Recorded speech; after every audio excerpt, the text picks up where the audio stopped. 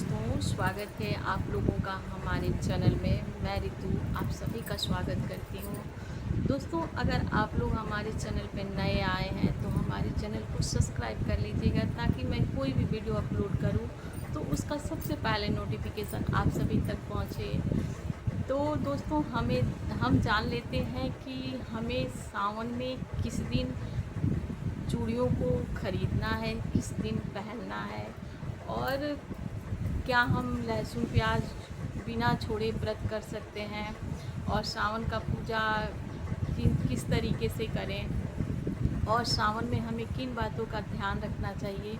तो ये सारी बातें हम लोग जान लेते हैं इस वीडियो के माध्यम से। तो फ्रेंड्स, सबसे पहले हम जानते हैं कि हमारा पहला नियम कि क्या हम बिना लहसुन प्याज छोड़े व्रत सावन का कर सकते हैं। बिल्कुल कर सकते हैं दोस्तों। वैसे तो सावन में लहसुन प्याज अगर हम लोग छोड़ देते हैं तो बहुत अच्छी बात है, लेकिन बहुत सारे घरों में है कि लोग नहीं छोड़ पाते। तो कोई ज़रूरी नहीं है कि आप लहसुन प्याज छोड़ दीजिए। हाँ, जिस दिन आपको व्रत रहना है उस दिन आप कोशिश करें कि लहसुन प्याज का सेवन ना करें। बाकी अगर लोग खाना चाहते हैं तो वैसे घर में अगर आप समझाएंगी, बोलेंगी, तो लोग मान जाएंगे कि आज सोमवार का व्रत है तो आज आप लोग लहसुन प्याज मत खाइए। तो ऐसा नहीं है कि लोग नहीं मानेंगे, लोग मान जाएंगे। तो आप कोशिश करके देख लीजिएगा। अगर मान जाते हैं तो लहसुन प्याज का आप बराबर कर दीजिएगा, नहीं मानते हैं तो जो खा रहे हैं उन्हें खाने दीजिए। आप अपने तक ही, आप कहते हैं ना कि हम दुनिया को या दूसरों को नहीं बदल सकते, खुद को बदल सकते हैं। तो हमें खुद नहीं खाना है। बाकी लोग अगर खा रहे हैं तो खाने दीजिए। बहुत सारे लोग हैं कि दवाइयों पे चल रहे हैं, तो भाई लहसुन प्याज नहीं छोड़ सकते हैं। तो आप लोग ऐसा देख लीजिए कि क्या कर सकते हैं। वैसे लहसुन प्याज तो मैं ये कहूँगी कि छोड़ देना चाहिए सावन भर। बाकी अगर नहीं हो पाता है तो कोई बात नहीं है। जो लोग दवाइयाँ की तरह से लहसुन प्याज का इस्तेमाल कर रहे हैं तो उन्हें करने दीजिए। बाकी जिस दिन हम लोग व्रत रखते हैं उस दिन, उसके एक दिन पहले हम लोग मतलब साफ़ सुथरा हो करके, स्नान ध्यान करके, अगले दिन हमें व्रत करना है तो हमें व्रत कर लेना है। और सोमवार के दिन हमें एक बात का विशेष ध्यान देना है कि सोमवार के दिन हम कोशिश करें कि अपने घरों में गंगा जल छिड़क दें, और या फिर 2 बूंद गंगा जल मिला करके अपने घरों में पोछा लगा लें। इससे कहते हैं ना कि बहुत अच्छा हमारे घर का वातावरण हो जाए, नकारात्मक जो ऊर्जाएँ होती हैं हमारे घर से निकल जाती है। तो ये भी हम कर सकते हैं। बाकी हम लोग चूड़ियाँ मार्केट से तो वैसे हम लोग कभी भी ले लेते हैं, लेकिन मैं कहूँगी कि या तो आप शुक्रवार को ले आइए या फिर सोमवार को लेके आइए, बहुत अच्छा दिन है। और आप लोग बुधवार को भी लेके आ सकते हैं।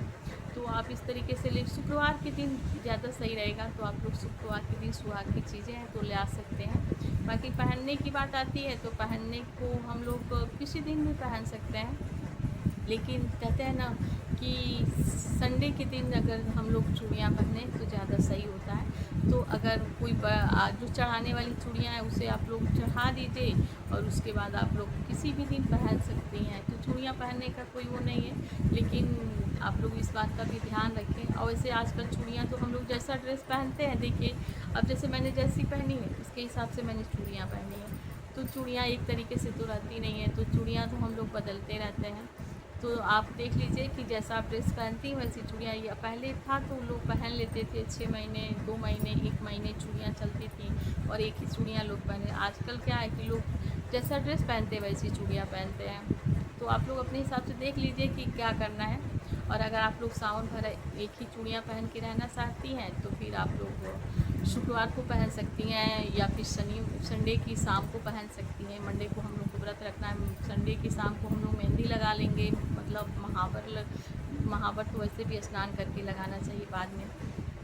एक बात का ध्यान देना है कि जब हम लोग शैम्पू करते हैं तो हमें तेल सिंदूर एक साथ नहीं लगाना है, और नेल नहीं काटना है। तो इस तरीके से ये सारी चीज़ें, मतलब हम लोग कहते हैं ना, कुछ मुंह में डालने के बाद अगर हमें महावर लगाना है तो आप क्या करिए कि मुंह में कुछ मीठा कर लीजिए। नहाने के तुरंत बाद सारे काम नहीं किए जाते हैं। नेल काटना, फिर महावर लगाना, फिर सिंदूर लगाना, फिर तेल लगाना, ये सब अशुभ काम में किया जाता है। तो इन सारी बातों का हम लोग विशेष ध्यान देंगे।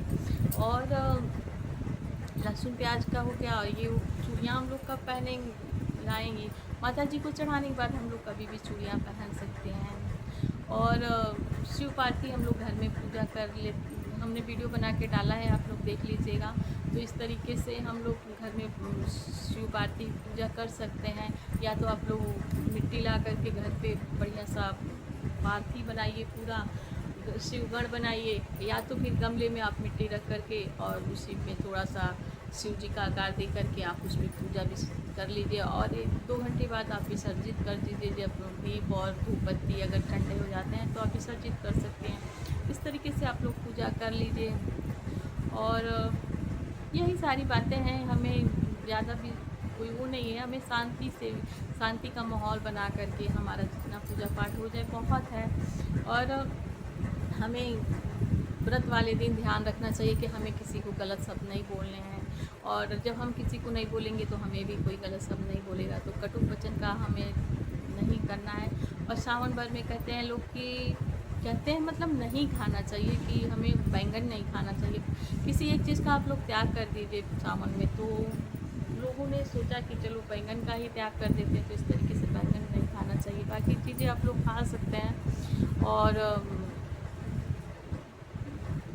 जो लोग गर्भवती महिलाएं हैं वो ध्यान दें कि आप लोग व्रत ना रखें तो ज़्यादा सही है, क्योंकि आज शिव जी को स्पर्श ना करें। बाकी आप लोग घर में पूजा पाठ कर सकते हैं, अपना भगवान से आराधना कर सकते हैं, शिव का मंत्र का उच्चारण कर सकते हैं। इस तरीके से आप लोग पूजा पाठ कर सकते हैं। और हमें कोई इस प्रकार की कोई दिक्कतें भी नहीं आएगी। हमारे घर में जो काम हमें आसानी से उपलब्ध हो जाए हमें वही काम करना है।